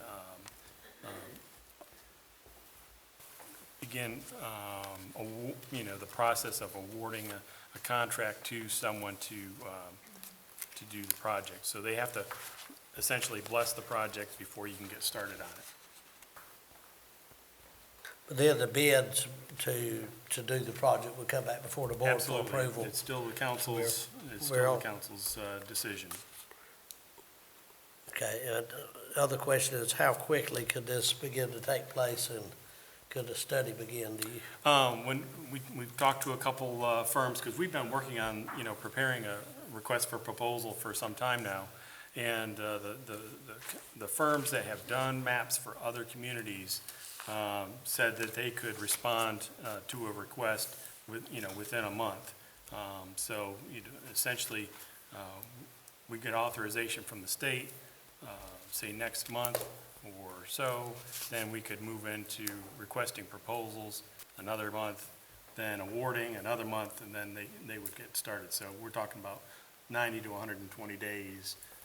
Obviously, it depends on the state getting back to us, with the authorization to move forward. But once we receive that, we'll be, 2 to 3 months out. Okay. Any questions from board members? Here done, I'll open the floor for a motion on this item. Mr. Mayor, I make a motion to approve the resolution that delegate the city manager as the authorized representative to request the stormwater funding on behalf of the city of Dunn. Second. Okay, we have a motion by Councilmember Tartan, a second by Councilmember McLean. Any discussion? All in favor say aye. Aye. Any opposed? Motion carries. Thank you for that. Item 22 is consideration to sell real property owned by the city of Dunn and jointly owned by the Hornet County. And I'll call on Steve for a report on this. Steve Newshafer. Thank you, Mayor. The property that you see before you, from what I understand, was condemned decades ago by a joint action between Hornet County and the city of Dunn. We have, together, have owned it for a number of years, since, I believe, the late 1940s. In talking with the city attorney, Tillman, and the county attorney, they both agreed the process, and in talking with the Hornet County's staff attorney as well, they agreed that they would be taking this to their board as well for approval of the same thing, to declare the property surplus and to authorize the sale of the property. So this is, would have to be in conjunction with Hornet County as well. They've not done this yet. We're the first one to request this because we've received the offer to purchase. So the offer to purchase was for $7,500 by Duncan Deals LLC for the property located at East Edgerton Street that you have before you. It was received by the clerk on November 30th, 2021, and she confirmed with the buyer that they will be paying the closing cost. There's an upset bid process that is established by the state of North Carolina. We would be abiding by that. The rules and steps are in your packet. But at first you would have to agree to either sell or deny the resolution to sell the property pursuant to the notice and the upset bid procedure, as well as we would not move forward without the joint action from the county as well. So, obviously, the lot is a irregular shaped lot. It is a lot of record, so a lot of record can remain the same. However, once you apply the current front, side, and rear setbacks, it does not leave much room for a typical, I'll say typical, a typical house on that lot. So either, you know, either side of the property is the likely purchaser of the lot, either the 803 or the 809, because it really, for a new dwelling to go on that lot and meet the current setbacks, it would be quite difficult to do and still be marketable. And just so I'm clear, if we agreed to sell this, we still have to have the county, or has to also Yes, the agree county, as well? we own it jointly, 50/50, so, yes. So if one agreed and one didn't, then it wouldn't, you couldn't do it. Right. Both would have to agree.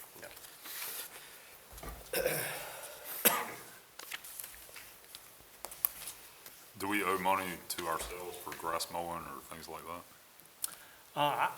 Honestly, I'm not sure. I don't believe there's been any action on this. We can research it to see, but I doubt, we'll do some research on it, but I doubt there's any, because I believe, you know, either property probably maintained it as their own property for, you know, a number of years. But we'll do some research on that. Any further questions for Mr. Newshafer on this matter? Okay, so what's before us tonight is the resolution on whether or not the board wants to sell the property subject to the county agreeing for it to be sold. Mr. Mayor, I approve the resolution. I move to approve the resolution to sell real property pursuant to the notice of bid procedure set forth in NC General Statute 160A-269. Second. We have a motion by Commissioner Seals to approve the resolution to sell the property, and a second by Councilmember McLean. Is there any further discussion from board members?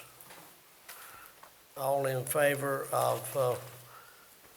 of this, say aye. Aye. Any opposed?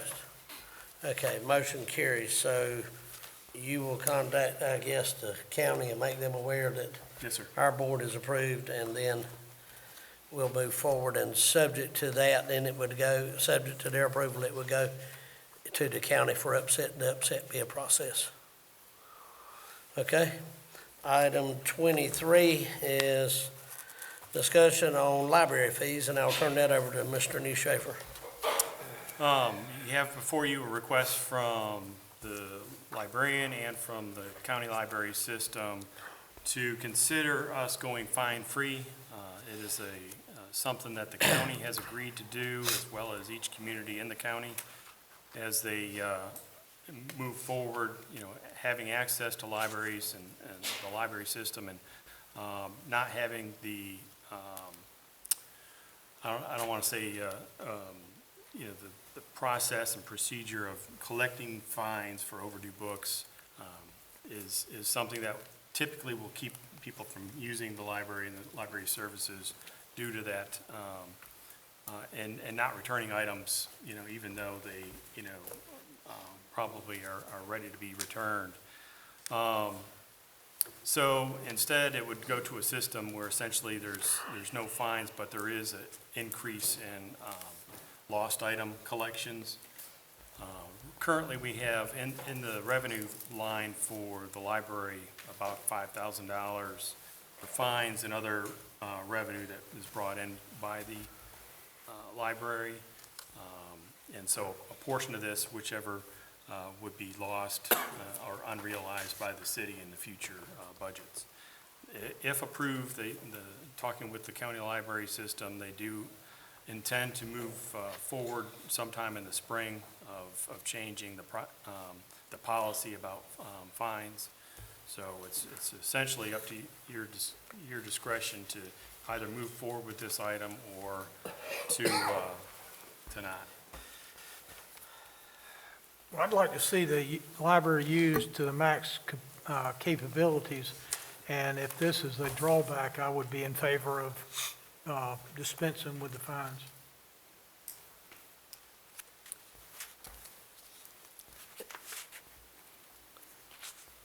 Are you looking just for a consensus from the board so to move forward? Are you looking for a vote? No, we'd need to do a vote. It would change our policy in the spring of how we handle collections of fines or assessed fines for overdue books. So we need to have a vote. I don't think for the budget that we'd have to do any budget amendment. Out of a $12 million budget, the amount of collections that is done for fines is not significant enough to worry with for a budget amendment. In attendance tonight is Mike, and he heads up the library for us. If anybody has questions for Mike, or if there's any comments you'd like to make, Mike, we'd love to hear from you.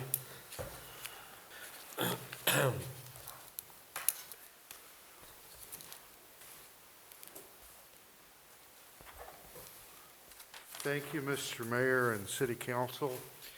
I would just say that the collection of overdue fines is a policy that has long since ceased to have its intended effect. In many cases, people just keep the materials out and do not return them and do not come to the library because they don't want to be confronted by a $10 library fine. So the effect is that we lose library materials due to non-returns. And so my feeling is that it would be a positive step to eliminate overdue fines in the library. It would promote library attendance, I believe, and so that's positive. We would not be giving up the ability to collect fines for lost or damaged library materials.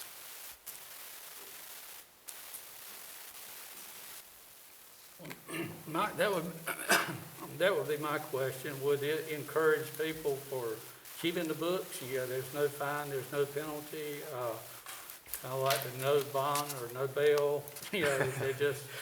Well, it would seem so, but it has been proved that it does promote returns of library materials. Okay.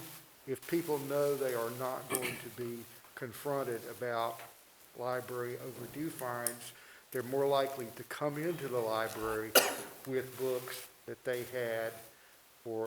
have had for several months and return them and essentially begin using the library again. Mike, when I first heard about this, I was against it and planned on voting against it. Because, you know, you do have rules. You see, when you check out your book, you turn it in, you pay a fine. That's the way it's always been done. But after having contacted several suits at the county level in different places in the library system, and they shared with me the same thing that you just did, that it actually, you know, you kept the stats and all that, and it discouraged people from, you know, wanting to come back or whatever.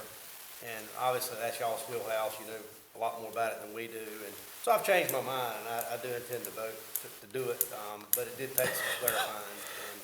And as I say, you guys have just seen that it sort of discourages people from wanting to bring them back, so. True. Thank you. Any further questions for Mike? Thank you, Mike. Thank you for what you do at the library as well. Thank you. We don't get you before us much.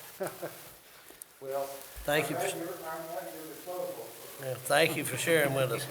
Stephen King hogs the floor too much. You don't have a chance. Okay, you've heard the recommendation from our staff and librarian, and I'd open the floor for a motion on this matter. Mr. Mayor, make a motion to permanently waive the library fees. Second. Motion by Councilmember Turnage, second by Councilmember Bradham. Any discussion? All in favor say aye. Aye. Any opposed? Motion carries. Item 24 is just for Steve to talk with us a little bit about our policies on street closing. Turn it over to Steve Newshafer. Thank you, Mayor. Mayor and Council, this will be brief. I know we've been here. So this is essentially just for your information to move towards doing a little bit more research.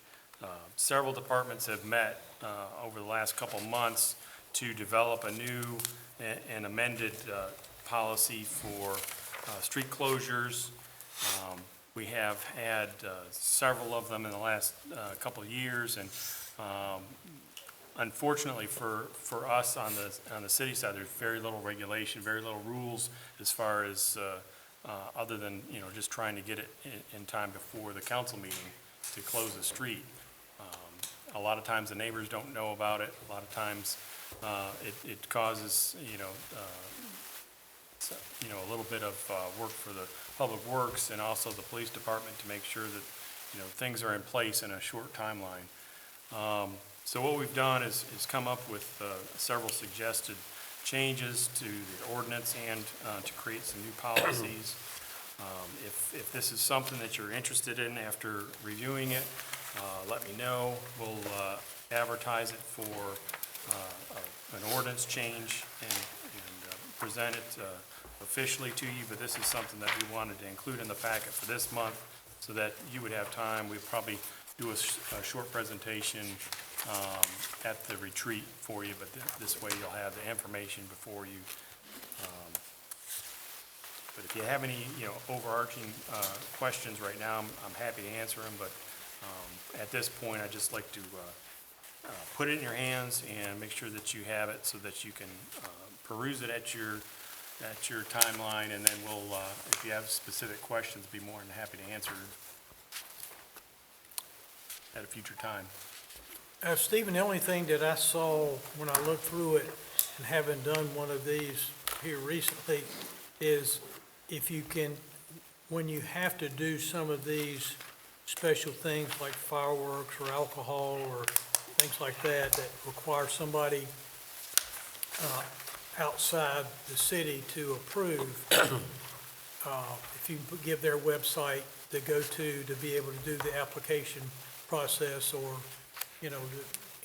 like the chief to do the background, points of contact, the link for the background investigations and things like that are required. Okay. Steve, one of the things that I looked at, I'm all for let's looking at it, but, it seems like the most problems we have is when it's added to the agenda. Yep. I would like to see, the agenda not to be added to unless it's emergency, something that you request. But if it's added to the agenda, we don't really have time to go out and talk with the neighbors or even ride by and see what you're looking at.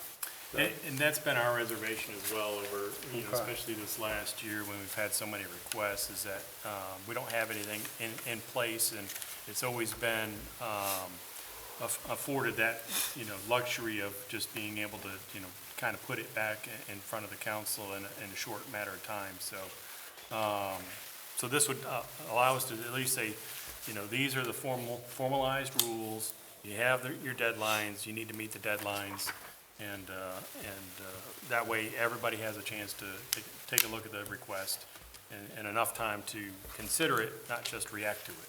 Now, is this only for residential areas, or is it for commercial areas also? No, that's commercial areas Okay, as well. Yep. There's actually a separate one for residential streets. Okay. They read the special events part and find out that all they're gonna do is close a residential street, and then all they'll need to do is fill out that one. Right. And that requires that they know who their neighbors are, they get their Right. neighbors to sign off on it and all that stuff. Same with businesses associated on the commercial side, okay, Well, no, it's not like that with the business. okay, Yeah, there's a few more steps for business areas. okay. Good deal. Yeah, But that's all I have for that. Okay, further questions? Okay, look forward to hearing more about that. Item 25 is opportunity for Steve to give us a report on the council goals and for the council to ask any questions concerning that. Thank you, Mayor. You have the listing of our short-term and goals, and in there, the highlighted items are highlighted in yellow. I would say that they're still for Watauga Street and the paving project on East Bay. They're still working on the punch list. Obviously, they don't have it, or at least as of yesterday, they didn't have it striped yet. So striping is still on the way for that roadway. Happy to answer any other questions you might have. it's the new standard in Dunn. It is smooth. Yeah, it is a nice street. Okay, any further questions? All right, moving along. Anything else you'd like to bring under administrative report, Steve? I'll just say, and Councilman Sills asked just briefly earlier, we're not streaming the Facebook Live for the meetings and haven't done for a couple months. We're still waiting on a part that is back ordered. It's something that we thought we'd be able to fix quickly, but they are still going to be posted on the television channel as well, but also on YouTube channel. We'll have that link up tomorrow probably. So as soon as that part's in, we'll be back to streaming it live. That's all. Okay, thank you. Item 26B, Jim Roberts, our financial director. If you'll give us your report, please. Absolutely. I know you all have waited all night for this, so I'll go ahead and make it brief. As of November the 30th, 2021, the city had $8,411,000 in all accounts combined. As of October 31st, we had 934. As you can see, that's a decrease of about $1 million there. A lot of expenses came out this past month, so we had a little bit of a drop in our total, and we didn't have a lot of income come in as well. On November 30th of 2020, we had $6,506,000, and that was $2 million less than we have today. So we're still holding our own very well from that standpoint. As far as property taxes go, through October, we've received $804,000, and in 2020, we'd received $771,000. So we're about $32,000 more this year than last year. What I will tell you is that as of today, we just had taxes hit of $863,000. So in the month of November, we get a big lump. So November, December, and January are our 3 big months for bringing in tax dollars. So that'll be reflected in next month's taxes that are received from there. For sales taxes, our September receipts, and they're 2 months behind, $217,000 there. August receipts were 233. Now I'll give you the view for next month. Our October that hit today, 237,000 in sales taxes. So again, it's up. That was up 20% over last year, same month. So the numbers are really good from that standpoint. People have spent a lot of money in October. Utility sales taxes, those are reported quarterly. December 15th is when we'll get our next report from there. A little bit of a future view here. We're going to get another 184,000 there as well. So that just showed up today. So again, you know, this was a good day for the bank accounts. The things that hit the bank today were really good. So building permit fees for the month of November, another 7,740. So we've got a total of 79,827. That's 61% of the budget. And the budget for this period would normally be 42%. So you can see we're substantially ahead as far as that goes. Water and sewer revenues for the month of November, another 526,693. In October, they were 541, September 551. You can see it's very similar in there. Our total collections year to date is $2,689,000. That is 44.02% of the budget, about 2% above where we were or where we would hope to be based on our budget projections of $606,110,000. General fund expenditures in November were $1,015,000. You can see from the pie chart there, we still have a little money left there in the budget overall. That's about 39% of our budget. The revenue to date in our general fund is $3,349,000, and total expended is $4,005,000.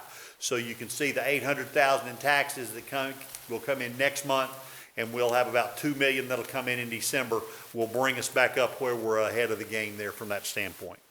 Water and sewer fund expenditures in November were $654,000, and then the total expended year to date is $2,344,000. That's about 31% of the budget year to date. 2021, we'd expended $2,207,000. Water and sewer revenue to date is $2,887,000. So we're above on income over expenses there in water and sewer. Debt service, about $125,000 out of the general fund, and that's about 66% of our total debt payments. For the water and sewer fund this month, we had about a $28,000 service payment there, and our total budget for the year is $1,342,000, about 14.5%. Most of those will come out in between January and June. Just happens to be the way those loans were made from there. That's where we stand for the end of this month. Okay, questions for Jim? Thank you so much. Yes, sir.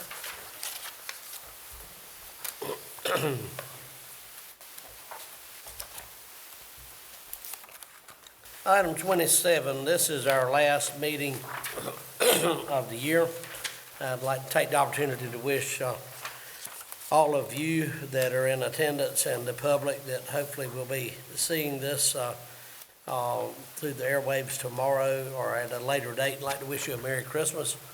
And the City of Dunn offices will be closed on Thursday, December 23rd, Friday the 24th, and Monday the 27th for Christmas. And we will also close on Friday, December 31st for New Year's. And again, I hope you all have a very good Christmas and a safe holiday season.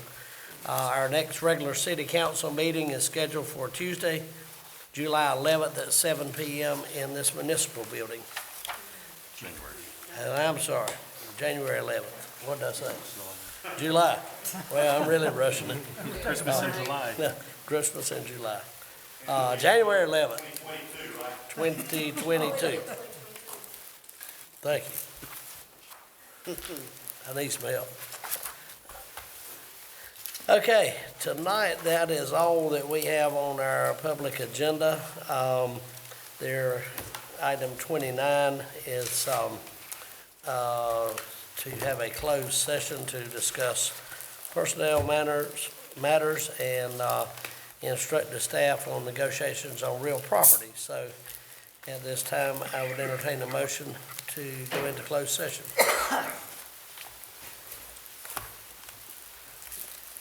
Mr. Mayor, I move that we go into closed session pursuant to General Statute 143-318, 11 to discuss matters relating to real property. Second. Have a motion by Councilmember Seals, second by Councilmember Golding to go into closed session. All in favor say aye. Aye. Any opposed? Motion carries. I'd like to thank each of you for coming and being with us tonight and look forward to seeing you again soon.